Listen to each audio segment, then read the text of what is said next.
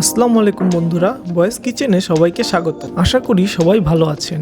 আজকে আপনাদের জন্য নিয়ে এসেছি একটি নতুন রেসিপি, নারকেলের দুধ দিয়ে তৈরি মুরগির স্পেশাল রেসিপি। আশা করি রেসিপিটি আপনাদের ভালো লাগবে ও সহজে বাসায় তৈরি করতে পারবেন। তো বন্ধুরা, চলুন শুরু করা যাক।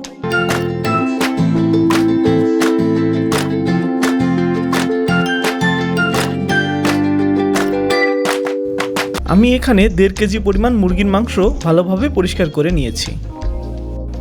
মাংসগুলো ম্যারিনেটের জন্য প্রথমে দিয়ে দিচ্ছি 1 কাপ পরিমাণ পেঁয়াজের পেস্ট, তারপর 2 টেবিল চামচ আদা রসুনের পেস্ট, 5-6টি কাঁচামরিচের পেস্ট, সামান্য পরিমাণ গোলমরিচের গুঁড়ো, 1 চা চামচ করে দিয়ে দিচ্ছি হলুদ, মরিচ, ধনিয়া ও জিরার গুঁড়া, পরিমাণ মতো লবণ ও 2 টেবিল চামচ টক দই।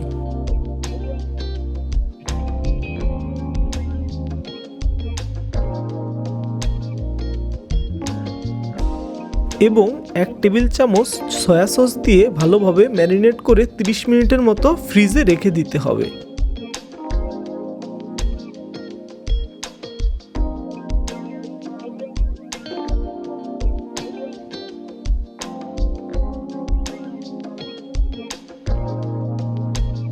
এখন রান্নায় চলে যাব।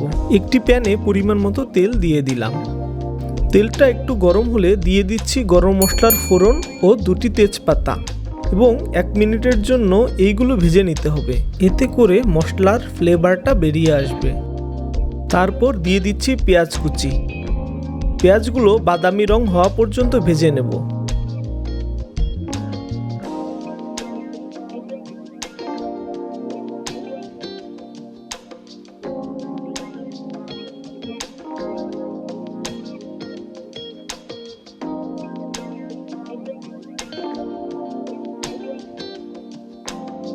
এখন দিয়ে দিচ্ছি টমেটো কুচি।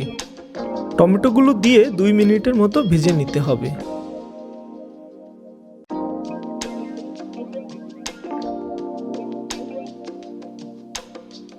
এখন দিয়ে দিচ্ছি পরিমাণ মতো লবণ এবং সামান্য মরিচের গুঁড়ো। যেহেতু আমরা মাংসে একটু ঝাল খেতে পছন্দ করি, তাই মরিচের গুঁড়া ব্যবহার করেছি, আপনারা চাইলে বাদ দিতে পারেন। এখন ম্যারিনেট করা মাংসগুলো দিয়ে দিচ্ছি।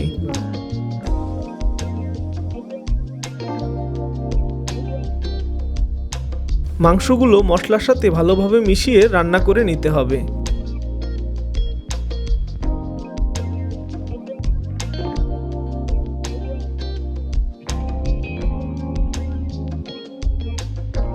মাঝে মাঝে ঢাকনা দিয়ে ঢেকে রান্না করব, যাতে মাংসগুলো দ্রুত সিদ্ধ হয়ে যায়।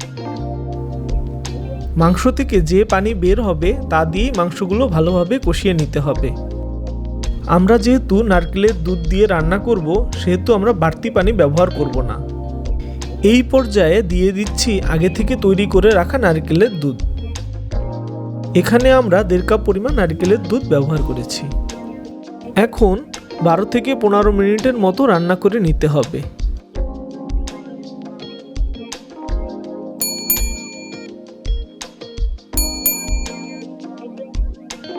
ঝোলটা একটু শুকিয়ে আসলে দিয়ে দিচ্ছি 1 চামচ গরম মশলার গুঁড়া। এইভাবে মরিচগুলো 2 পাশ থেকে কেটে দিয়ে দিচ্ছি, এতে করে মাংসে একটি সুন্দর ফ্লেভার আসে।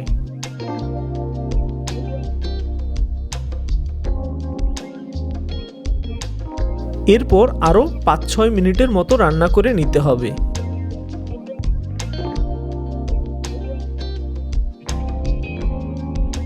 তো হয়ে গেল আমাদের নারকেল দুধ দিয়ে তৈরি মুরগির মাংসের স্পেশাল রেসিপি।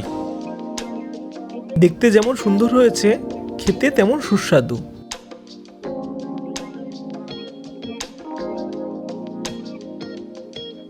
আশা করি আজকের রেসিপিটি আপনাদের ভালো লেগেছে।